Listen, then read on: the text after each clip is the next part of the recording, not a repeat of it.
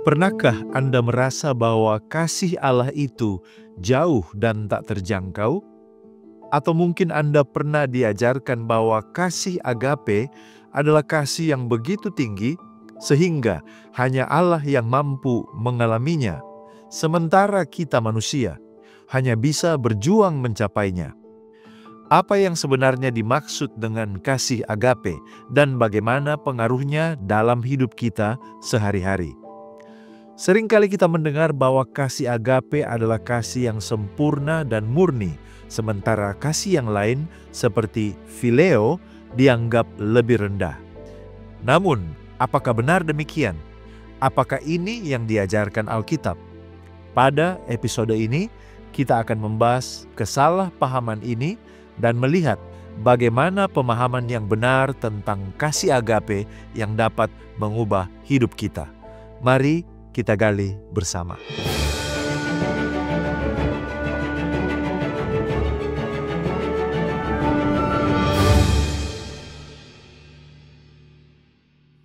Yang pertama, kita melihat kesalahpahaman tentang kasih agape. Sejarah konsep kasih agape. Salah satu tokoh yang penting yang mempopulerkan perbedaan antara kasih agape dan eros adalah seorang teolog yang namanya Anders Nygren. Dia adalah seorang teolog dari abad ke-20. Dalam karya monumentalnya Eros and Agape, Nygren menggambarkan agape sebagai kasih yang tidak mementingkan diri sendiri, sepihak dan tanpa syarat.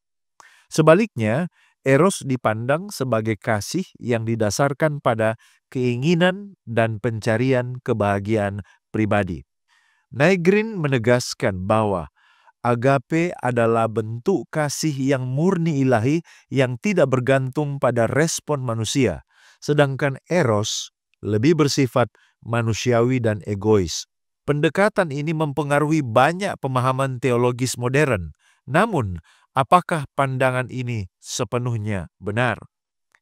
Banyak orang percaya bahwa kata Yunani agape merujuk pada kasih yang eksklusif kepada Allah.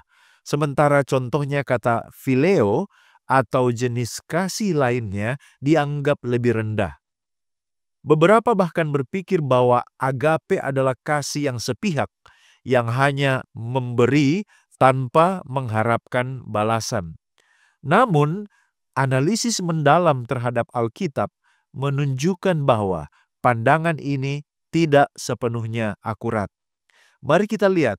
Yang pertama, agape tidak hanya merujuk pada kasih Allah, tetapi juga dapat menggambarkan kasih manusia, termasuk kasih yang keliru.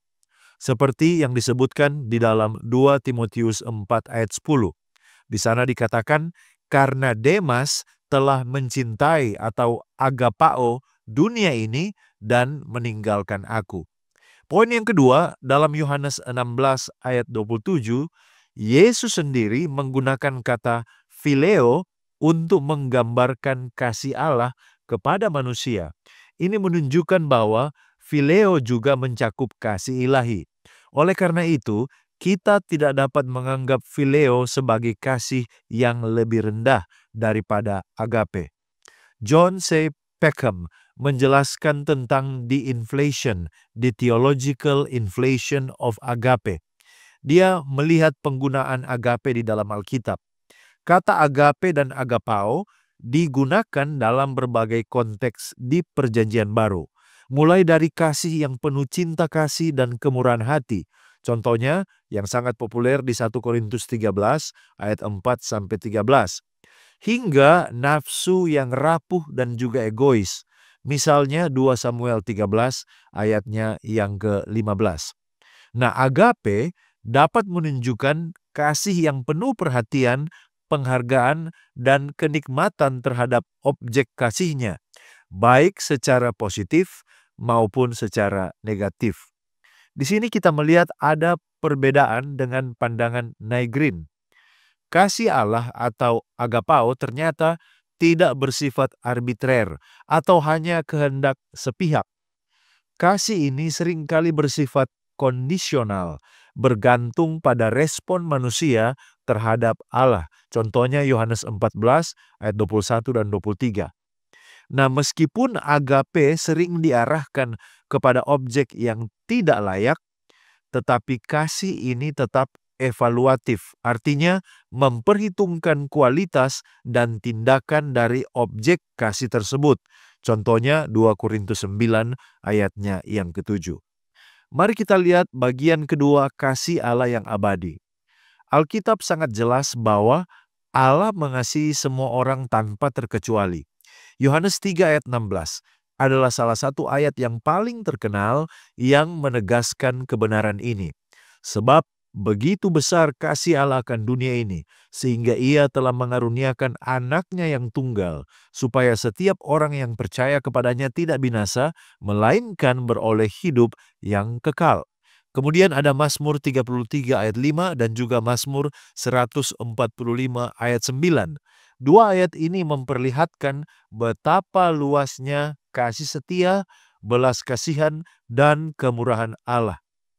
Bahkan ketika seseorang merasa tidak layak dikasihi, Kitab Suci menegaskan bahwa Allah mengasihi semua orang dan ingin agar semua orang diselamatkan, seperti yang dinyatakan di dalam 2 Petrus 3 ayat 9 dan 1 Timotius 2 ayat 4, juga Yeskiel 33 ayat 11, di mana Allah tidak berkenan ada seorang pun yang binasa. Mari kita lihat covenantal love atau kasih perjanjian. Kasih Allah sering digambarkan dengan metafora keluarga, seperti kasih antara suami dan istri, kasih seorang ibu kepada anaknya, contohnya dalam Ulangan 7 ayat 6-9. Di sana kita melihat bagaimana Allah membuat covenant atau perjanjian kasih dengan umatnya yang menunjukkan bahwa kasihnya adalah setia dan kekal.